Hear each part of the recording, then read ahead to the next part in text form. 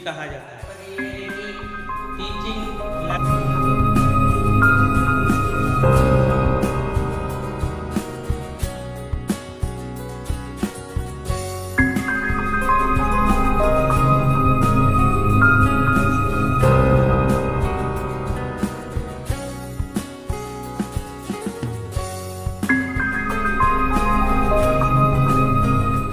Good morning student, आज की अपनी क्लास बीएड प्रथम एवं द्वितीय वर्ष के लिए है।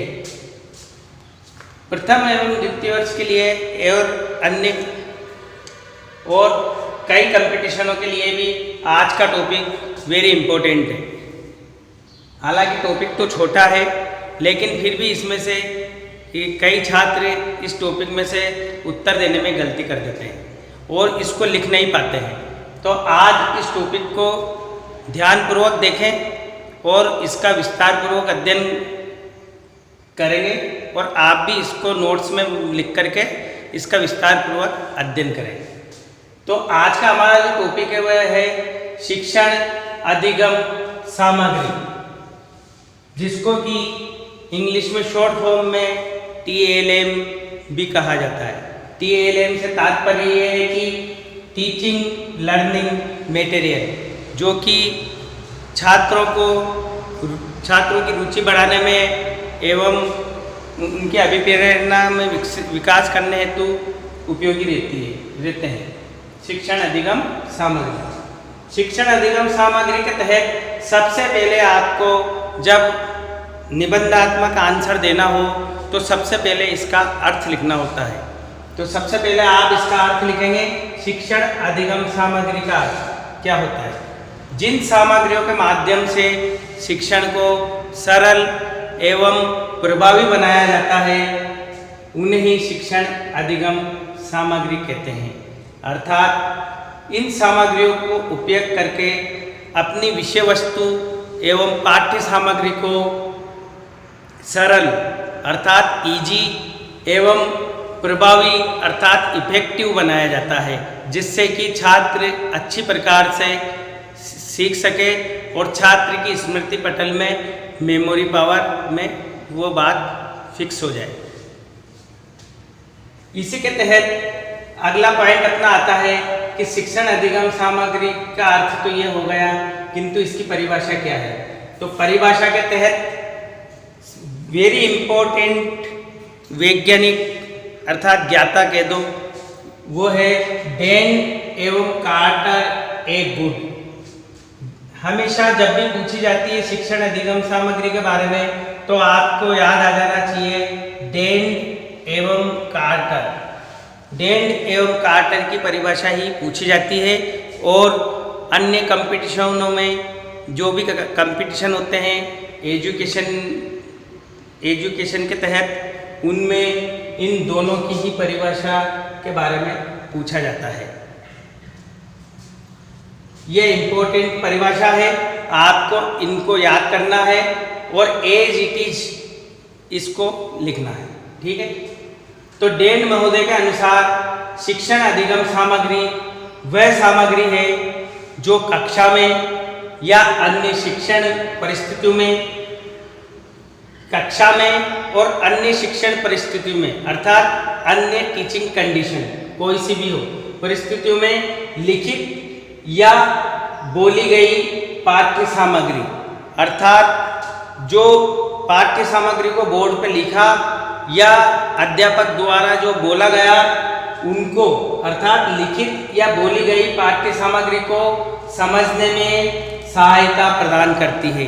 अर्थात समझने में अंडरस्टैंडिंग में हेल्प करती है पाठ्य सामग्री को। तो डेन महोदय ने इसको आप शॉर्ट में इस प्रकार से याद करें कि इस पाठ्य सामग्री को समझने में सहायता प्रदान करती है।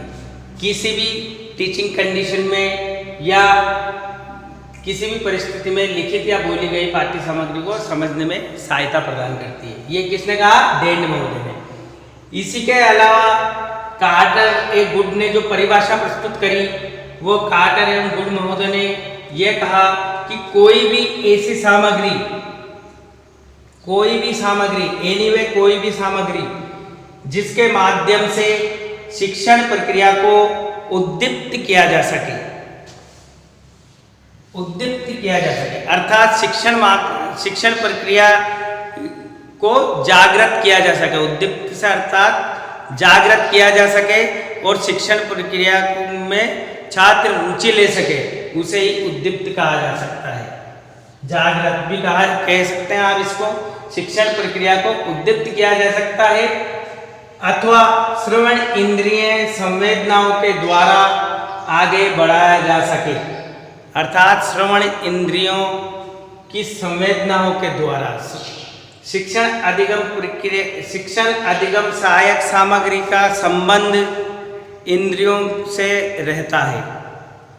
ये बात आपको ध्यान में रखना है कि श्रवण TLM जो रहते हैं, शिक्षण अधिगम सहायक सामग्री जो रहती है वह इंद्रियों से संबंधित रहती है।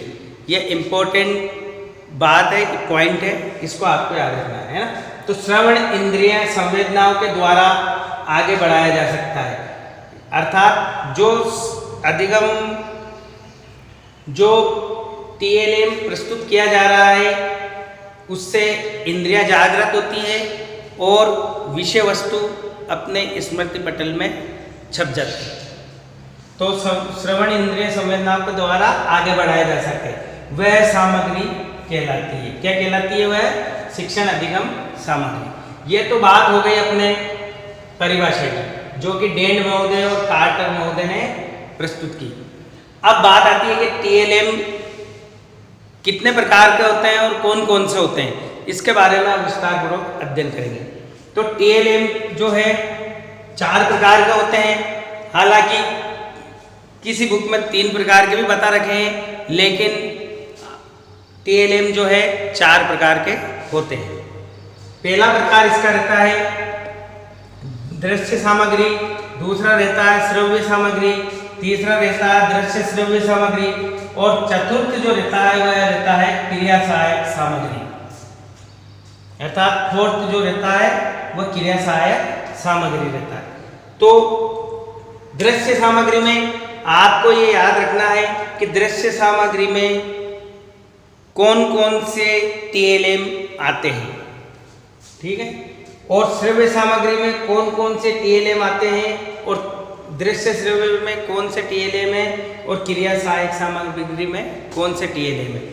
जितने ज़्यादा उदाहरण आप याद रखोगे उतने ही अच्छे आप मार्किंग प्राप्त कर सकोगे और अन्य कंपटीशन में आप तैयारी सहायता कर सकोगे। तो दृश्य सामग्री में जो है वह आता है श्यामपट। श्यामपट से सभी अवगत है, ब्लैक बोर्ड जिसको कहते हैं श्यामपट, ये दृश्य सामग्री रहती है। उसके बाद आते हैं चित्र अर्थात कोई सी भी जानवर का चित्र हुआ, जो विषय वस्तु पढ़ा रहे हैं उस विषय वस्तु से संबंधित जो चित्र रहता है उसको दिखा करके छात्रों में रुचि उत्पन्न की जा सके शिक्षण के तहत। फिर तीसरा इसमें आता है दृश्य सामग्री के तहत चार्ट, ग्राफ, फिर इसमें आता है नक्शा, फिर 5वां आता है मॉडल अर्थात मॉडल को हिंदी में प्रतिरूप बोला जाता है। किसी भी कोई भी विषय वस्तु को समझाने हेतु उस विषय वस्तु का यदि अपन मॉडल प्रस्तुत कर देते हैं तो छात्र की इंद्रियां जागृत हो जाती है और वो उसको अच्छी तरह समझ पाता है। तो मॉडल के द्वारा भी रुचि उत्पन्न की जाती है और शिक्षण को प्रभावी बनाया जा सकता है। फिर इसी के तहत आते हैं दृश्य सामग्री में पत्र पत्रिकाएं। एक बात और नोट करने वाली बात है, हालांकि ये पत्र पत्रिकाएं और पाठ्य पुस्तक तो दृश्य सामग्री के तहत ही आते हैं, लेकिन यह प्रिंट दृश्य सामग्री के तहत आते हैं। यह बात ध्यान रखना है आपको। कभी कभी पूछ लिया जाता है कि मुद्रित दृश्य सामग्री, जिसको कि कहते हैं मुद्रित दृश्य सामग्री। तो मुद्रित दृश्य सामग्री में कौन कौन से आएंगे? एक तो पाठ्य पुस्तक और एक आएगा आपके पत्र पत्रिका। ठीक है, ये बात आप नोट करने लायक है, क्योंकि ऑब्जेक्टिव जो प्रश्न रहते हैं, क्वेश्चन रहते हैं, उसमें हमेशा मुद्रित दृश्य सामग्री के बारे में पूछा जाता है। तो आपको पाठ्य पुस्तक और पत्र पत्रिका का उल्लेख करना है। ठीक है, फिर अगला पॉइंट अपना है श्रव्य सामग्री। श्रव्य सामग्री का जो उदाहरण है वह है रेडियो, ग्रामोफोन। रेडियो जो कि सभी जानते हैं, रेडियो क्या होता है। रेडियो के द्वारा आकाशवाणी केंद्र के तहत आकाशवाणी से रिलीज होते हैं ये एजुकेशन चैनल, तो उनको सुन करके वो अपने ज्ञान का विस्तार कर सकते हैं छात्र। दूसरी बात है ग्रामोफोन। ग्रामोफोन जो है एक रिकॉर्ड रहता है और उस रिकॉर्ड में आवाज़ आती है, उस रिकॉर्ड में आवाज़ आती है और उसको उस ग्रामोफोन में उस आवाज़ को रिकॉर्ड कर लिया जाता है और उसके द्वारा फिर छात्र को सुनाया जाता है, तो वो कहलाता है ग्रामोफोन। फिर तीसरा आता है रिकॉर्ड प्लेयर। फिर चौथा है टेप रिकॉर्डर। टेप रिकॉर्डर में भी वही बात होती है, ग्रामोफोन पुराना नाम है, पुराना मॉडल है, और टेप रिकॉर्डर नया मॉडल है। इसमें क्या है कि आवाज़ को टेप कर लिया जाता है, फिर बाद में कक्षा में या कहीं किसी भी कंडीशन में, परिस्थिति में उसको सुनाया जाता है, वो होता है टेप रिकॉर्डर। पांचवा आता है ऑडियो डिस्क। ऑडियो डिस्क को भी सुन करके और शिक्षण को सरल और प्रभावी बनाया जा सकता है। छठा, इसमें एक बात ध्यान रखने वाली बात है, दृश्य सामग्री में श्रव्य सामग्री में एक आता है लिंगुआ फोन। ये लिंगुआ फोन जो रहता है ये भाषा शिक्षण में अति महत्वपूर्ण है। भाषा शिक्षण में इसका यूज होता है, अर्थात लिंगुआ फोन के द्वारा छात्र भाषाओं का उच्चारण करना सीखता है। ये बात नोट करने वाली है कि भाषा शिक्षण में कौन सी सहायक सामग्री प्रयुक्त होती है, तो लिंगुआ फोन प्रयुक्त होती है, जो कि श्रव्य सामग्री के तहत आती है। ठीक है, इसी के तहत तीसरा पॉइंट है अपना दृश्य श्रव्य सामग्री। इसी के तहत तीसरा पॉइंट है दृश्य श्रव्य सामग्री, अर्थात ऐसी सामग्री जो दिखती भी है और सुना भी जा सकता हो। एक बात हो, दृश्य सामग्री की डेफिनेशन भी आपको लिखनी है, श्रव्य सामग्री की डेफिनेशन भी आपको लिखनी है। दृश्य सामग्री की डेफिनेशन ऐसे TLM जिनको केवल देखा जा सकता है वो ही दृश्य सामग्री कहलाती है टीचिंग लर्निंग मटेरियल। इसी प्रकार श्रव्य सामग्री वह कहलाती है जिनको सुना जा सकता है और शिक्षण अधिगम प्रक्रिया को सरल और प्रभावी बनाया जा सकता है सुन करके। और दृश्य श्रव्य सामग्री के तहत वह सामग्री है जिनको देखा भी जा सकता है और सुना भी जा सकता है और शिक्षण अधिगम प्रक्रिया को सरल व प्रभावी बनाया जा सकता है। एक बात हो, इस दृश्य श्रव्य सामग्री के तहत जो करंट से चलने वाले जो उपकरण के द्वारा जो प्रस्तुतिकरण की जाती है, चित्रों की या फिल्मों की या विषय वस्तु की जो प्रस्तुत की जाती है, वो प्रक्षेपित सामग्री कहलाती है। श्रव्य दृश्य सामग्री में दो भाग और होते हैं, प्रक्षेपित और अप्रक्षेपित। प्रक्षेपित वह सामग्री कहलाती है जो करंट से चलने वाले यंत्रों के द्वारा विषय वस्तु को प्रस्तुत किया जाता है उपकरण के द्वारा, वो प्रक्षेपित कहलाती है। और अप्रक्षेपित सामग्री वो कहलाती है जो जिसमें करंट वाले उपकरणों का प्रयोग नहीं किया जा सकता, वो अप्रक्षेपित कहलाती है। तो टेलीविजन, फिल्म प्रोजेक्टर भी प्रक्षेपित सामग्री है क्योंकि इसमें करंट यूज होता है, इस वजह से। कंप्यूटर, ये सब प्रक्षेपित सामग्रियां हैं। और अप्रक्षेपित सामग्री में क्या आता है, नाटक, कठपुतली, ये अप्रक्षेपित सामग्री रहती है। ठीक है, ये दृश्य श्रव्य सामग्री में है। इनको क्या देखा भी जा सकता है और सुना भी जा सकता है। लैपटॉप दृश्य श्रव्य सामग्री है किंतु प्रक्षेपित सामग्री भी है, क्योंकि इसमें करंट का प्रयोग होता है। इसी के तहत अगला पॉइंट है क्रिया सहायक सामग्री।